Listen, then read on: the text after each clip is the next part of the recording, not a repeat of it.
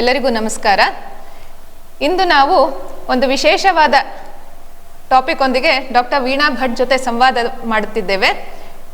ಇವರು ಹಿರಿಯ ಪ್ರಸೂತಿ ಹಾಗೂ ಸ್ತ್ರೀರೋಗ ತಜ್ಞೆ, ಜೊತೆಗೆ ವೈದ್ಯ ಸಾಹಿತಿ ಕೂಡ.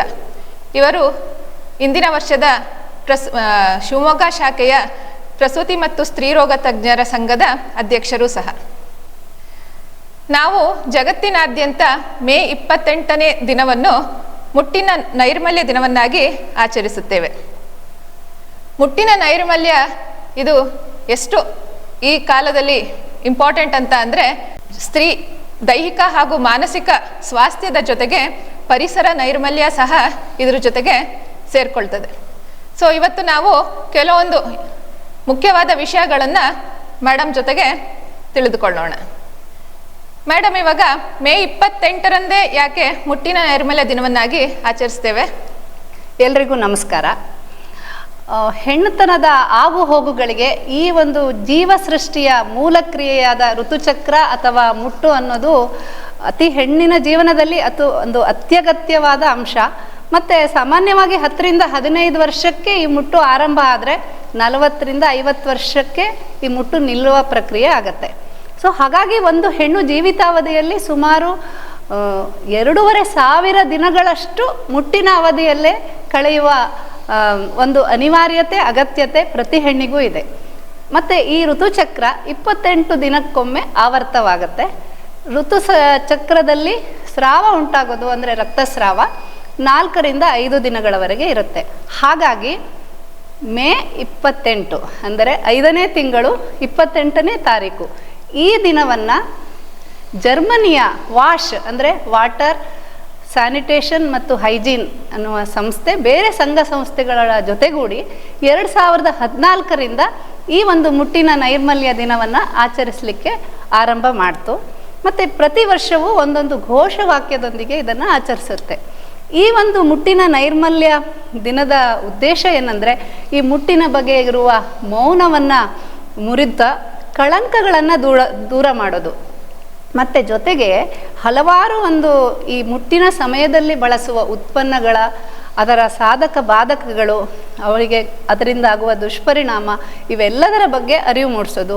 ಆರ್ಥಿಕತೆಯ ನಷ್ಟದ ಬಗ್ಗೆ, ಜೊತೆಗೆ ಔದ್ಯೋಗಿಕ ಕ್ಷೇತ್ರದಲ್ಲಿ ಮುಟ್ಟಿನಿಂದ ಆಗುವ ತೊಂದರೆಗಳ ಬಗ್ಗೆ, ಇವೆಲ್ಲದರ ಬಗ್ಗೆ ಅರಿವು ಮೂಡಿಸುವುದು ಈ ದಿನದ ಒಂದು ಉದ್ದೇಶ. ಈ ಬಾರಿಯ ಘೋಷವಾಕ್ಯ ಏನಂತ ಹೇಳಿದ್ರೆ, ಎಲ್ಲರೂ ಒಟ್ಟಾಗಿ ಮುಟ್ಟಿನ ಬಗ್ಗೆ ಸ್ನೇಹಪರವಾದ ವಾತಾವರಣವನ್ನು ದೊರಕಿಸಿಕೊಡೋಣ ಎಂಬುದಾಗಿ. ಅಂದರೆ ಪುರುಷರೂ ಕೂಡ ಇದರಲ್ಲಿ ಸೇರಬೇಕು, ಎಲ್ಲರೂ ಇದರಲ್ಲಿ ಸೇರಬೇಕು.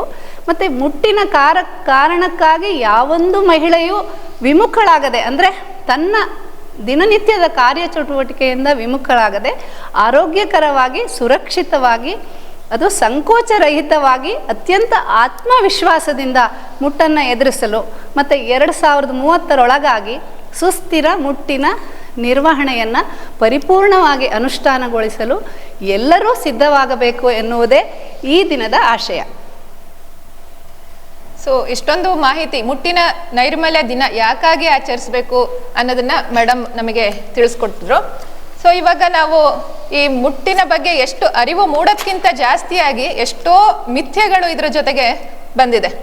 ಅದು ಯಾವ್ಯಾವುದು ಈ ಮಿಥ್ಯೆಗಳು? ಇದು ಸರಿನಾ ತಪ್ಪ? ಎಷ್ಟೋ ಸರಿ ಇವಾಗ ಮುಟ್ಟಾದ ಹೆಣ್ಮಕ್ಳು ದೇವಸ್ಥಾನಗಳಿಗೆ ಹೋಗಂಗಿರಲ್ಲ, ಹಬ್ಬ ಹರಿದಿನ ಆಗಲಿ ಯಾವುದೇ ಪ್ರೋಗ್ರಾಮ್ಗಳಾಗಲಿ ಅವ್ರಿಗೆ ಹೋಗೋಕ್ಕೆ ಅವಕಾಶ ಇರೋದಿಲ್ಲ. ಇದು ಸತ್ಯನಾ? ಈ ಥರ ಫಾಲೋ ಮಾಡೋದು ಎಷ್ಟು ಸರಿ? ಪ್ರೇಮದವರೇ, ಮುಟ್ಟು ಒಂದು ಸಂಪೂರ್ಣ ವೈಜ್ಞಾನಿಕ ಪ್ರಕ್ರಿಯೆ. ಆದರೆ ಒಂದು ದಶಕದ ಹಿಂದಿನ ಸರ್ವೆ ಪ್ರಕಾರ 42% ಜನರಷ್ಟು ಮಹಿಳೆಯರಿಗೆ ಮುಟ್ಟಿನ ಸ್ರಾವ ಎಲ್ಲಿಂದ ಬರುತ್ತೆ ಅನ್ನೋದೇ ಗೊತ್ತಿಲ್ಲ. ಇದಕ್ಕಿಂತ ಹೆಚ್ಚಿನ ಜನರಿಗೆ ಮುಟ್ಟಿನ ಹಿಂದಿರುವ ವೈಜ್ಞಾನಿಕ ಪ್ರಕ್ರಿಯೆ ಬಗ್ಗೆ ತಿಳಿದಿಲ್ಲ. ಮೊದಲು ಅದರ ಬಗ್ಗೆ ನಾವು ತಿಳಿಯಲು ಪ್ರಯತ್ನ ಮಾಡಬೇಕು. ಒಂದು ಪ್ರಾಪ್ತ ವಯಸ್ಸಿಗೆ ಬಂದಾಗ ಮೆದುಳಿನ ಹೈಪೋಥಲಾಮಸ್ ಪಿಟ್ಯೂಟರಿ ಗ್ರಂಥಿಗೆ ಒಂದು ನಿರ್ದೇಶನ ಕೊಟ್ಟು ಪ್ರಚೋದಕ ಹಾರ್ಮೋನುಗಳು ಉತ್ಪಾದನೆಯಾಗಿ ಅದು ನಮ್ಮ ಹೆಣ್ಣಿನ ಒಂದು ಸಂತಾನೋತ್ಪತ್ತಿ ಅಂಗವಾದ ಅಂಡಾಶಯಗಳಿಂದ ಪ್ರತಿ ತಿಂಗಳು ಒಂದೊಂದು ಹಾರ್ಮೋನುಗಳ ಪ್ರಭಾವದಿಂದ ಒಂದೊಂದು ಅಂಡಾಣು ಉತ್ಪಾದನೆ ಆಗುವ ಹಾಗೆ ಪ್ರಚೋದನೆ ಮಾಡುತ್ತೆ. ಮತ್ತು ಹಲವಾರು ಸಂಕೀರ್ಣ ಪ್ರಕ್ರಿಯೆಗಳಿಂದ ಪ್ರತಿ ತಿಂಗಳು ಹೆಣ್ಣಿನಲ್ಲಿ ಒಂದು ಅಂಡಾಶಯದಿಂದ ಅಂಡಾಣು ಉತ್ಪಾದನೆ ಆಗತ್ತೆ. ಇದು ವೀರ್ಯಾಣುಗಳ ಜೊತೆ ಫಲಿತವಾದರೆ ಅದು ಗರ್ಭನಾಳದಲ್ಲಿ ಸೆಳೆಯಲ್ಪಟ್ಟಿರುತ್ತೆ, ಆ ಅಂಡೋತ್ಪತ್ತಿ ಆಗಿದ್ದು ಆ ವೀರ್ಯಾಣು ಜೊತೆ ಫಲಿತವಾದಾಗ ಅದು ಗರ್ಭಕೋಶಕ್ಕೆ ಚಲಿಸಿ ಅಲ್ಲಿ 9 ತಿಂಗಳಲ್ಲಿ ಮಗುವಾಗಿ ಜನನವಾಗಿ ಇದೇ ಒಂದು ಸಂತಾನೋತ್ಪತ್ತಿ ಕ್ರಿಯೆ ಅಂತ ಅನಿಸ್ಕೊಳ್ಳುತ್ತೆ.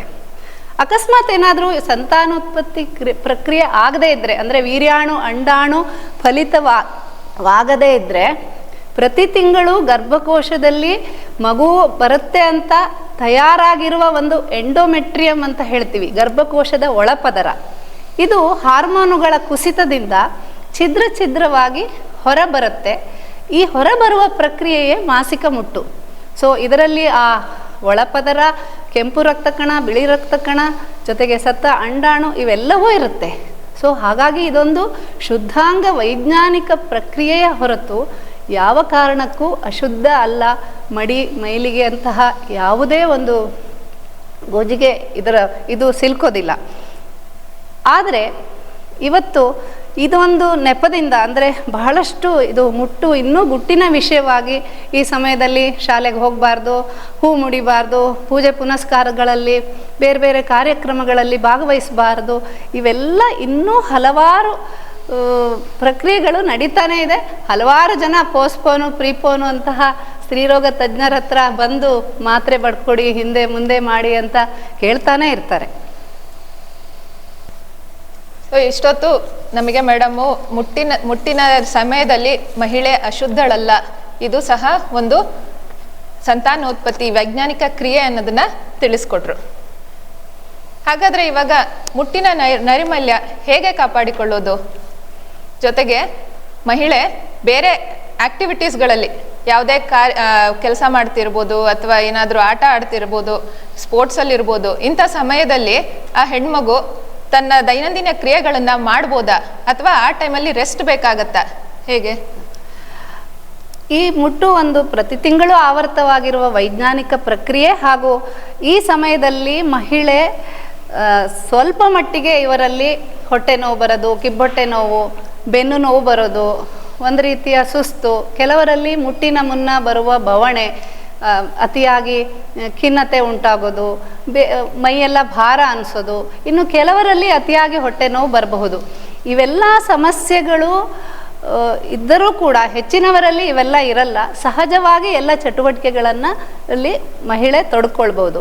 ಇನ್ನು ಕೆಲವು ಹೆಣ್ಮಕ್ಳಲ್ಲಿ ಅತಿಯಾಗಿ ಹೊಟ್ಟೆ ನೋವು ಬರುತ್ತೆ, ಮತ್ತು ಮುಟ್ಟು ಅನಿಯಮಿತವಾಗಬಹುದು, ಕಾಲದವರೆಗೆ ರಕ್ತಸ್ರಾವ ಆಗಬಹುದು.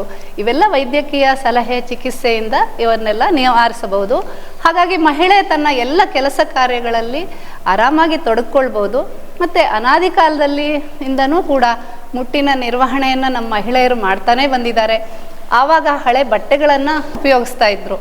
ಮಹಿಳೆಯದು ಒಂದು ಈ ಕಾರ್ಯ ಚಟುವಟಿಕೆ ವಿಸ್ತಾರ ಆಗ್ತಿದ್ದ ಹಾಗೆ ಅವರು ಮತ್ತೆ ಜೊತೆಗೆ ಈ ಹಳೆ ಬಟ್ಟೆಯಿಂದ ಸೋಂಕು ಉಂಟಾಗತ್ತೆ, ಮತ್ತು ಅದು ಬದಲಾಯಿಸಲಿಕ್ಕೆ ಕಷ್ಟ, ಜಾಗ ಇಲ್ಲ ಹರಿವು ಹಾಕಲಿಕ್ಕೆ, ಮತ್ತು ಕ್ಯಾನ್ಸರ್ ಆಗೋಗುತ್ತೆ, ಗರ್ಭಕೋಶಕ್ಕೆ ಸೋಂಕಾಗತ್ತೆ.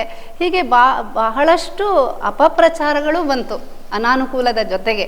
ಹಾಗಾಗಿ ಸ್ಯಾನಿಟರಿ ನ್ಯಾಪ್ಕಿನ್ನ ಬಳಕೆ ಮತ್ತು ಪ್ರಚಾರ ಅತ್ಯಂತ ವೇಗವಾಗಿ ಆಗಿ ಕೆಲವೇ ವರ್ಷಗಳಲ್ಲಿ ಅದು ಅತ್ಯಂತ ಜನಪ್ರಿಯ ಆಯಿತು.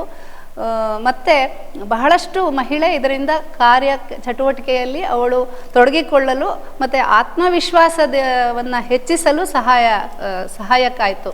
ಹಾಗಾಗಿ ಇವತ್ತಿಗೂ ಇದು ಕೋಟಿಯನ್ನು ದೊರಕಿಸಿಕೊಡುವ ಒಂದು ವಾರ್ಷಿಕ ಆದಾಯವನ್ನು ಬಹಳಷ್ಟು ಕೊಡುವ ಉದ್ಯಮವಾಗಿ ಇಂದಿಗೂ ಬೆಳೆದು ನಿಂತಿದೆ. ಯಾಕೆಂದರೆ ಜಾಹೀರಾತಿಗೆ ಇವತ್ತು ಕೋಟಿಗಟ್ಟಲೆ ಖರ್ಚು ಮಾಡ್ತಾ ಇದ್ದಾರೆ. ಪ್ರತಿ ಋತುಚಕ್ರದಲ್ಲಿ ಬಟ್ಟೆ ಆಗಿರಬಹುದು, ಸ್ಯಾನಿಟರಿ ನ್ಯಾಪ್ಕಿನ್ ಆಗಬಹುದು, 4-5 ಗಂಟೆಗಳಿಗೊಮ್ಮೆ ಮಹಿಳೆ ಅದನ್ನು ಸ್ವಚ್ಛ ಮಾಡಿ ಅದನ್ನು ಬದಲಾಯಿಸ್ಕೊಳ್ತಾ ಇರಬೇಕು. ಸೊ ಇದೆಲ್ಲ ಮಾಡೋದು ಸುಲಭ ಆಯಿತು ಮಹಿಳೆಗೆ. ಮತ್ತು ಎಲ್ಲ ಚಟುವಟಿಕೆಗಳಲ್ಲಿ, ಅಂದರೆ ಬೇರೆ ಬೇರೆ ಶಾಲೆ ಕಾಲೇಜು ಉದ್ಯೋಗ, ಬೇರೆ ಬೇರೆ ಸಾಂಸ್ಕೃತಿಕ ಕಾರ್ಯಕ್ರಮಗಳಲ್ಲಿ ತೊಡಗಿಕೊಳ್ಳೋದು, ಇವೆಲ್ಲದಕ್ಕೆ ಮಹಿಳೆ ಒಡ್ಕೊಂಡ್ಲು. ಮತ್ತು ಬಹಳಷ್ಟು ಮಹಿಳೆಯರಲ್ಲಿ ಒಂದು ಆತ್ಮವಿಶ್ವಾಸ ಹೆಚ್ಚಾಗ್ತಾ ಬಂತು. ಒಂದು ಸಂತೋಷದ ಅನುಭವ ಈ ಮುಟ್ಟಿನ ನಿರ್ವಹಣೆ ಬಗ್ಗೆ ಆಗ್ತಾ ಬಂತು. ಹಾಗಾದ್ರೆ ಮೇಡಮ್, ಇವಾಗ ಪ್ಯಾಡಿಂದ ಸುಸ್ಥಿರ ಮುಟ್ಟಿನ ನಿರ್ವಹಣೆ ಸಾಧ್ಯ ಆಯ್ತಾ? ಇಲ್ಲ.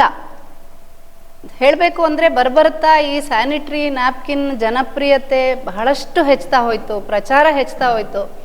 ಹಾಗೆ ಅದರಲ್ಲಿ ಬಳಸುತ್ತಿರುವ ಕಚ್ಚಾ ವಸ್ತುಗಳ ಬಗ್ಗೆಗೂ ಕೂಡ ಜನರಿಗೆ ಸಾಕಷ್ಟು ಅರಿವು ಬಂತು, ಅಂದರೆ ಪ್ರಜ್ಞಾವಂತರಲ್ಲಿ. ಅದರಲ್ಲಿ ಏನು ಈ ಪೆಟ್ರೋಲಿಯಮ್ಮು ಹಾಗೂ ಅರಣ್ಯ ಉತ್ಪನ್ನಗಳು ಮತ್ತು ಮುಟ್ಟಿನ ಸ್ರಾವ ಹೀರಲಿಕ್ಕಾಗಿ ಪಾಲಿಕ್ರಿಲೇಟ್ ಜೆಲ್, ಕಲೆ ಕಾಣದಿರಲು ಬಳಸುವ ಪಾಲಿಥೀನು, ಪರಿಮಳಕಾರಕವಾಗಿ ಬಳಸುವ ಸುಗಂಧ ದ್ರವ್ಯಗಳು ಮತ್ತು ಇವುಗಳಿಂದ ಬಿಡುಗಡೆಯಾಗುವ ಪ್ಯೂರಾನ್ ಇನ್ನಿತರ ವಿಷಕಾರಿ ಅಂಶಗಳ ಬಗ್ಗೆ ಬಹಳಷ್ಟು ಪ್ರಜ್ಞಾವಂತರಲ್ಲಿ ಅರಿವು ಮೂಡ್ತು.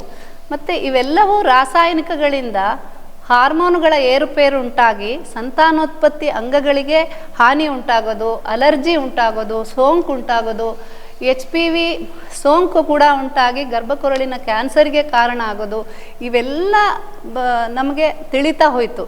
ಈ ನ್ಯಾಪ್ಕಿನ್ಗಳ ಅತಿ ಬಳಕೆ ಮತ್ತು ಏಕ ಪ್ಯಾಡ್ ಬಳಸಿ ಬಿಸಾಡೋದು, ಇವುಗಳಿಂದ ಅತಿ ಹೆಚ್ಚು ಈ ತ್ಯಾಜ್ಯ ವಿಲೇವಾರಿಯೇ ಬಹುದೊಡ್ಡ ಸಮಸ್ಯೆಯಾಗಿ ಅದು ಎಲ್ಲ ಒಂದು ಮನೆಗಳ ಶಾಲೆಗಳ ಶೌಚಾಲಯಗಳನ್ನು ಬ್ಲಾಕ್ ಮಾಡೋದು, ಚರಂಡಿಯನ್ನು ಬ್ಲಾಕ್ ಮಾಡ್ತು.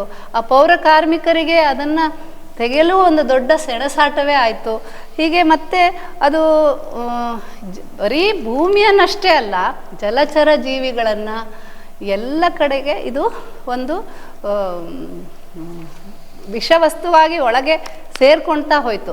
ಮತ್ತು ಈ ಭೂಮಿ ಮೇಲೆ ಅದು 800ರಿಂದ 1000 ವರ್ಷಗಳಷ್ಟಾದರೂ ಕೊಳೆಯದೆ ಅಥವಾ ಒಂದು ಜೈವಿಕವಾಗಿಯೂ ಅದು ವಿಂಗಡಿಸಲ್ಪಡದೆ ಕೋಟಿಗಟ್ಟಲೆ ತ್ಯಾಜ್ಯ ಇಂದು ಭೂಮಿಗಷ್ಟೇ ಅಲ್ಲ, ಪ್ರಾಣಿ ಪಕ್ಷಿ ಜಲಚರ ಇವೆಲ್ಲದಕ್ಕೂ ಕೂಡ ದನಕರುಗಳ ಹೊಟ್ಟೆಗೆ ಸೇರಿ ಅದು ಅವಕ್ಕೂ ಕೂಡ ಪ್ರಾಣಾಪಾಯವನ್ನು ಉಂಟು ಮಾಡ್ತಾ ಇದೆ. ಮತ್ತು ಈ ಭೂಮಿಯ ಮೇಲಿನ ಪರಿಸರವನ್ನೇ ಹಾಳು ಮಾಡಿ ಬದುಕನ್ನೇ ಸಂಕಷ್ಟಕ್ಕೆ ಈಡು ಮಾಡ್ತಾ ಇರೋದು ಬಹಳ ದೊಡ್ಡ ಒಂದು ಚಿಂತೆಯನ್ನು ಮತ್ತು ಪ್ರಜ್ಞಾವಂತರನ್ನು ಚಿಂತೆಗೀಡು ಮಾಡ್ತು. ಯಾವುದಾದ್ರೂ ಪರ್ಯಾಯ ಮಾರ್ಗ ಇದೆಯೇ ಈ ಒಂದು ಪರಿಸರವನ್ನು ನಾವು ಹೇಗೆ ಸಂರಕ್ಷಿಸಿಕೊಳ್ಳೋದು ಅಂತ ಒಂದು ಪರ್ಯಾಯ ಮಾರ್ಗವಾಗಿ ಹುಡುಕಿದಾಗ ಆಗ ನಮಗೆ ದೊರಕ ಉತ್ತರ ಅಂದರೆ ಮರುಬಳಕೆಯ ಕಾಟನ್ ಪ್ಯಾಡ್ ಮತ್ತು ಮೆನ್ಸ್ಟ್ರುವಲ್ ಕಪ್ ಅಥವಾ ಮುಟ್ಟಿನ ಬಟ್ಟಲು, ಇವು ನಮಗೆ ಉತ್ತರವಾಗಿ ನಿಲ್ತು. ಸೊ ಇವಾಗ ಪ್ಯಾಡ್ ಉಪಯೋಗಿಸೋದ್ರಿಂದ ಎಷ್ಟೆಷ್ಟು ಅವಾಂತರಗಳು ಅನಾಹುತಗಳು ಆಗತ್ತೆ ಅನ್ನೋದನ್ನ ನಮ್ಮ ಇಂದಿನ ಅತಿಥಿಗಳು ಹೇಳಿದ್ರು. ಇದ್ರ ಜೊತೆಗೆ ಏನು ಯೂಸ್ ಮಾಡ್ಬೋದು, ಮುಟ್ಟಿನ ಬಟ್ಟೆಗಳಾಗಿರ್ಬೋದು ಅಥವಾ ಮೆನ್ಸ್ಟ್ರುವಲ್ ಕಪ್ ಅಂತ ಏನು ಹೇಳ್ತೀವಿ, ಅದ್ರದ್ದು ಯೂಸೇಜ್ ಹೇಗೆ ಯೂಸ್ ಮಾಡೋದು ಅನ್ನೋದ್ರ ಬಗ್ಗೆ ಕೆಲವೊಂದು ಮಾಹಿತಿನ ಕೊಡ್ತೀರಾ? ಈಗ ಈ ಮರುಬಳಕೆಯ ಕಾಟನ್ ಪ್ಯಾಡ್ ಅಂತ ಹೇಳಿದ್ನಲ್ಲ, ಇದು ಕೂಡ ಈ ಮುಟ್ಟಿನ ಒಂದು ಸ್ಯಾನಿಟರಿ ನ್ಯಾಪ್ಕಿನ್ನು ಬರೀ ಪರಿಸರಕ್ಕಷ್ಟೇ ಅಲ್ಲ, ಇದು ದುಬಾರಿ ಕೂಡ. ಅದನ್ನು ನೆನ್ಪಿಡಬೇಕು. ಒಂದು ಪ್ಯಾಡ್ಗೆ 8ರಿಂದ 10 ರೂಪಾಯಿ ಅಂದರೆ ಒಂದು ತಿಂಗಳಿಗೆ ಒಬ್ಬ ಮಹಿಳೆಗೆ 106 ರೂಪಾಯಿ ಖರ್ಚು ಬರುತ್ತೆ. ಈ ಒಂದು ಮರುಬಳಕೆಯ ಕಾಟನ್ ಪ್ಯಾಡು ಇದೊಂದು ವ್ಯವಸ್ಥಿತ ರೀತಿಯಲ್ಲಿ ಡಿಸೈನ್ ಮಾಡುತ್ತೆ ಮತ್ತು ಪ್ಯಾಂಟೀಸ್ಗೆ ಇದನ್ನು ಅಳವಡಿಸಬಹುದು. ಇದೊಂದು 4-5 ಸೆಟ್ ಇಟ್ಕೊಂಡ್ರೆ 3ರಿಂದ 4 ವರ್ಷ ಇದನ್ನು ಬಳಸಬಹುದು. ಇದನ್ನು ಸ್ವತಃ ನಾವೇ ಕೂಡ ತಯಾರಿಸ್ಕೊಳ್ಬೋದು, ಇಲ್ಲ ಇದು ರೆಡಿಮೇಡ್ ಕೂಡ ಸಿಗುತ್ತೆ. ಇದನ್ನು ಪ್ರತಿ ಬಾರಿಯೂ ಉಪಯೋಗಿಸಿದಾಗ ಸೋಪಿನಲ್ಲಿ ತಣ್ಣೀರಲ್ಲಿ ತೊಳೆದು ಬಿಸಿಲಲ್ಲಿ ಒಣಗಿಸ್ಬೇಕು. ಮತ್ತು ಇದನ್ನು ನಿರ್ದಿಷ್ಟವಾದ ಜಾಗದಲ್ಲಿ, ಇದಕ್ಕೆ ಅಂತ ಸೆಣಬಿನ ಚೀಲ ಕೂಡ ಕೊಟ್ಟಿರ್ತಾರೆ, ಅದರಲ್ಲಿ ಇಡಬಹುದು. ಇದನ್ನು 3-4 ವರ್ಷ ಬಳಸ್ಬೋದು. 4-5 ಸೆಟ್ ಇಟ್ಕೊಂಡ್ರೆ ಒಂದು ತಿಂಗಳಿಗೆ ಕೇವಲ 20 ರೂಪಾಯಿ ಖರ್ಚು ಬರುತ್ತೆ. ಆದರೆ ಸ್ಯಾನಿಟರಿ ನ್ಯಾಪ್ಕಿನ್ನಲ್ಲಿ 106 ರೂಪಾಯಿ ಖರ್ಚು ಬರುತ್ತೆ. ಇದರಿಂದ ಯಾವುದೇ ತ್ಯಾಜ್ಯ ಇಲ್ಲ, ಚರಂಡಿ ಬ್ಲಾಕ್ ಆಗಲ್ಲ, ಇದೆಲ್ಲ ಅನುಕೂಲತೆಗಳಿದೆ. ಇನ್ನು ಮುಟ್ಟಿನ ಸುಸ್ಥಿರ ನಿರ್ವಹಣೆಗೆ ಬಹಳ ಮುಖ್ಯವಾದ, ಈಗ ಎಲ್ಲ ಕಡೆ ಹೆಚ್ಚಿನ ಪ್ರಚಾರ ಪಡೆಯುತ್ತಿರುವುದು ಮುಟ್ಟಿನ ಬಟ್ಟಲು ಅಂತ ಹೇಳ್ತೀವಿ, ಮೆನ್ಸ್ಟ್ರುವಲ್ ಕಪ್ ಅಂತ. ಇದೊಂದು ಮೆಡಿಕಲ್ ಗ್ರೇಡ್ ಸಿಲಿಕಾನ್ನಿಂದ ತಯಾರಿಸಿದ ಮೆತ್ತನೆಯ ಆದರೆ ದೃಢವಾದ ಮತ್ತು ಶರೀರಕ್ಕೆ ಹೊಂದಿಕೊಳ್ಳುತ್ತೆ. ನಮ್ಮ ಈಗ ಕ್ಯಾಥೆಟ್ರು, IV ಕ್ಯಾನುಲಾ ಎಲ್ಲ ಹೇಗೆ ಶರೀರಕ್ಕೆ ಹೊಂದಿಕೊಳ್ಳುತ್ತೋ ಹಾಗೆ ಹೊಂದಿಕೊಳ್ಳುವಂತಹದ. ಮತ್ತು ಇದನ್ನು ಯೋನಿ ಮಾರ್ಗದಲ್ಲಿ ಅಳವಡಿಸೋದು. ಆವಾಗ ಇದು ಮುಟ್ಟಿನ ಶೇಖರಣೆ ಇದರಲ್ಲಿ ಆಗತ್ತೆ. ಈ ಕಪ್ನಲ್ಲಿ ಸುಮಾರು 25 ml ವರೆಗೂ ಸ್ರಾವ ಇದರಲ್ಲಿ ಹೀರ್ಪಡುತ್ತೆ. ಸೊ ಹಾಗಾಗಿ ಬಟ್ಟೆಯನ್ನು ಮತ್ತು ಸ್ಯಾನಿಟ್ರಿ ಪ್ಯಾಡ್ಗಳನ್ನು 4-5 ಗಂಟೆಗೊಮ್ಮೆ ಬದಲಾಯಿಸಬೇಕಾದ್ರೆ ಇದನ್ನು ಒಂದು 8-10 ಗಂಟೆಗೊಮ್ಮೆ ಬದಲಾಯಿಸಿದರೆ ಸಾಕು, ಇಲ್ಲ ಕೆಲವೊಮ್ಮೆ ದಿನಕ್ಕೆ 2 ಬಾರಿ ಬದಲಾಯಿಸಿದರೆ ಸಾಕು. ಇದು 1 ಕಪ್ಪು ಸುಮಾರು 10 ವರ್ಷಕ್ಕೂ ಹೆಚ್ಚು ಬಳಕೆಗೆ ಬರುತ್ತೆ. ಸೊ ಹಾಗಾಗಿ 3ರಿಂದ 4 ಕಪ್ಪನ್ನು ನಾವು ಇಟ್ಕೊಂಡ್ರೆ ಇಡೀ ಒಂದು ಹೆಣ್ಣಿನ ಜೀವಮಾನದ ಋತುಚಕ್ರದ ನಿರ್ವಹಣೆಗೆ ಇದು ಸಹಾಯ ಆಗುತ್ತೆ. ಸರಾಸರಿ ಖರ್ಚು ತಿಂಗಳಿಗೆ 4ರಿಂದ 5 ರೂಪಾಯಿ ಅಷ್ಟೇ ಖರ್ಚಾಗುತ್ತೆ ಈ ಒಂದು ಮುಟ್ಟಿನ ಬಟ್ಟಲನ್ನು ಉಪಯೋಗಿಸಿದಾಗ. ಇದರಲ್ಲಿ ಯಾವುದೇ ಒಂದು ರೀತಿಯ ತೇವಾಂಶದ ಅನುಭವ ಆಗಲ್ಲ. ನ್ಯಾಪ್ಕಿನ್ ಏನು ಯಾವುದೇ ಒದ್ದೆ ನೀರಿನ ಬಳಕೆಯೂ ಕೂಡ ಹೆಚ್ಚು ಬೇಡ. ಯಾವುದೇ ರೀತಿ ಸೋಂಕಾಗಲ್ಲ. ಇದು ಮಣ್ಣಲ್ಲಿ ಕರಗುತ್ತೆ. ಮತ್ತು ಪದೇ ಪದೇ ಇದನ್ನು ತ್ಯಾಜ್ಯ ವಿಲೇವಾರಿ ಮಾಡಬೇಕಂತಿಲ್ಲ. ಬಳಸಿ ಇದನ್ನು ಸ್ವಚ್ಛವಾಗಿ ತೊಳೆದು ಒಂದು ಕಡೆ ಅದಕ್ಕೆ ನಿರ್ದಿಷ್ಟವಾದ ಜಾಗದಲ್ಲಿ ಇದನ್ನು ಇಡಬೇಕು. ಮಲಮೂತ್ರ ವಿಸರ್ಜನೆ ಮಾಡಬೇಕಾದ್ರೆ ಇದನ್ನು ಕಪ್ಪನ್ನು ತೆಗಿಬೇಕು ಅಂತ ಏನಿಲ್ಲ. ಇದಕ್ಕೆ ಅಂಡರ್ವೇರ್ ಬೇಕಂತನೂ ಇಲ್ಲ. ಎಷ್ಟೋ ಬಾರಿ ಇದು ರಾತ್ರಿ ಮಲಗಿ ಬೆಳಗ್ಗೆ ಎದ್ದಾಗ ನಿದ್ರೆ ಹಾಳಾಗುತ್ತೆ, ಆವಾಗ ಕೂಡ ಇದನ್ನು ಬದಲಾಯಿಸ್ಬೋದು. ಮತ್ತು ಮಳೆ ಬಂದರೂ ಏನಾಗಲ್ಲ, ಎಲ್ಲ ಚಟುವಟಿಕೆಗಳಲ್ಲಿ ತೊಡಗಿಕೊಂಡ್ರೂ ಏನೂ ತೊಂದರೆ ಆಗಲ್ಲ. ಪ್ರಯಾಣ ಮಾಡೋದು ಬಹಳಷ್ಟು ಈಸಿ. ಅಂದರೆ ಒಟ್ಟಾರೆ ಹೆಣ್ಣು ಯಾವಾಗಲೂ ಚಲನಶೀಲಳು. ಈಗಂತೂ ಔದ್ಯೋಗಿಕ ಕ್ಷೇತ್ರ ಎಲ್ಲ ರಂಗದಲ್ಲಿ ಮುಂದುವರಿತಾ ಇದ್ದಾಳೆ. ಆ ಚಲನಶೀಲತೆಗೆ ಯಾವುದೇ ರೀತಿಯ ತೊಂದರೆ ಆಗಲ್ಲ. ಮತ್ತು ಇದು ಒಂದು ಈ ಯೋನಿ ಮಾರ್ಗದಲ್ಲಿ ಅಳವಡಿಸಿದಾಗ ಇದು ಮುಟ್ಟಾಗುವ ಹೊಟ್ಟೆ ನೋವು ಕೂಡ ಇದರಿಂದ ಸ್ವಲ್ಪ ಕಡಿಮೆ ಇರುತ್ತೆ ಅನ್ನೋದು ಕೂಡ ಸಾಬೀತಾಗಿದೆ. ಹಾಗಾಗಿ ಇದು ವೈಜ್ಞಾನಿಕವಾಗಿ ಅತ್ಯಂತ ಒಂದು ವೈಯಕ್ತಿಕವಾಗಿ ಅತ್ಯಂತ ಆತ್ಮವಿಶ್ವಾಸದಿಂದ ಮುಟ್ಟಿನ ನಿರ್ವಹಣೆ ಮಾಡಲಿಕ್ಕೆ ಈ ಒಂದು ಮುಟ್ಟಿನ ಬಟ್ಟಲು ಅಥವಾ ಮೆನ್ಸ್ಟ್ರಲ್ ಕಪ್ಪು ಅತ್ಯಂತ ಒಂದು ಶ್ರೇಷ್ಠವಾದ ಸಾಧನ ಅಂತಲೇ ಹೇಳ್ಬೋದು. ಆದರೆ ತುಂಬ ಜನ ಇದು ಹಿಂಜರಿಸ್ತಾರೆ. ಅದರಲ್ಲೂ ಈ ಚಿಕ್ಕ ಹೆಣ್ಣು ಮಕ್ಕಳಲ್ಲಿ, ಅಂದರೆ ಮದುವೆ ಆಗದಿರೋರಲ್ಲಿ ಕನ್ಯಾಪುರ ಏನಾದರೂ ಹರಿದೋಗುತ್ತೇನೋ, ಇಷ್ಟು ದೊಡ್ಡದು ಇದು ಹೇಗೆ ಒಳಗೆ ಹೋಗುತ್ತೆ ಅಂತ. ಆದರೆ ಆರಂಭದ ಹಿಂಜರಿಕೆ ಅಷ್ಟೇ. ಸಣ್ಣ ಮಕ್ಕಳಿಗೂ ಕೂಡ ಸಣ್ಣ ಸಣ್ಣ ಕಪ್ಪುಗಳು ಅವರವರ ಅಳತೆಗೆ ತಕ್ಕ ಹಾಗೆ ಈಗ ಲಭ್ಯ ಇದೆ. ಮತ್ತು ಜೊತೆಗೆ ಆರಂಭದ ಹಿಂಜರಿಕೆ ಬಿಟ್ಟರೆ ಒಂದು ಸಾಲಿ ಗೊತ್ತಾದರೆ ಇದನ್ನು ಹೇಗೆ ಅಳವಡಿಸೋದು ಅಂತ ನಮ್ಮ ವೈದ್ಯರೋ ಇಲ್ಲ ಆರೋಗ್ಯ ಕಾರ್ಯಕರ್ತರು ಎಲ್ಲ ಕಡೆ ಯೂಟ್ಯೂಬ್ಗಳಲ್ಲಿ ಬೇಕಾದಷ್ಟು ಇದರ ಬಳಕೆಯ ಬಗ್ಗೆ ಮಾಹಿತಿ ಚೆನ್ನಾಗಿ ದೊರಕುತ್ತೆ. ಇದನ್ನು ವೈದ್ಯರು, ಆರೋಗ್ಯ ಕಾರ್ಯಕರ್ತರು ಎಲ್ಲರೂ ಸ್ವತಃ ಬಳಸಿ ಈ ಬಳಕೆಯನ್ನು ಹೆಚ್ಚು ಹೆಚ್ಚು ಪ್ರಚಾರ ಮಾಡಿದರೆ ಇದು ಮುಟ್ಟಿನ ಒಂದು ಸುಸ್ಥಿರ ನಿರ್ವಹಣೆ, ಅಂದರೆ ತ್ಯಾಜ್ಯವಿಲ್ಲದೆ, ಖರ್ಚು ಕಡಿಮೆ, ಹೆಚ್ಚು ಆತ್ಮವಿಶ್ವಾಸದಿಂದ ಮಹಿಳೆ ಮುಟ್ಟಿನ ಸ್ರಾವವನ್ನು ಎದುರಿಸಲಿಕ್ಕೆ ಎಲ್ಲ ಸಮಸ್ಯೆಗಳಿಗೆ ಉತ್ತರವಾಗಿ ನಿಲ್ಲುತ್ತೆ ಈ ಒಂದು ಮೆನ್ಸ್ಟ್ರಲ್ ಕಪ್ ಅಥವಾ ಮುಟ್ಟಿನ ಬಟ್ಟಲು ಅಂತ ಹೇಳ್ಬೋದು. ಮೆನ್ಸ್ಟ್ರಲ್ ಕಪ್ ಬಗ್ಗೆ ಇಷ್ಟೊಂದು ಮಾಹಿತಿ ನೀಡಿದ್ರಿ.